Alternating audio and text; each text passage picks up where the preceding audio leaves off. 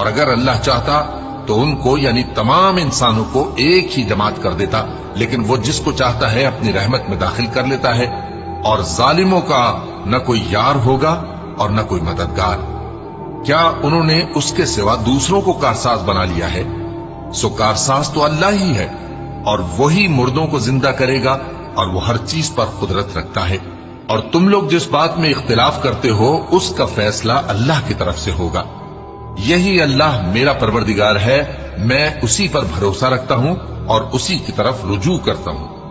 وہی ہے آسمانوں اور زمین کا پیدا کرنے والا، اسی نے تمہارے لیے تمہاری ہی جنس کے جوڑے بنائے اور چوپایوں کے بھی جوڑے بنائے۔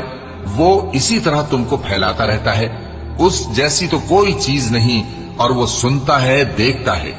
آسمانوں اور زمین کی کنجیاں اسی کے پاس ہیں، وہ جس کے لیے چاہتا ہے رزق فراخ کر دیتا ہے اور جس کے لیے چاہتا ہے تنگ کر دیتا ہے۔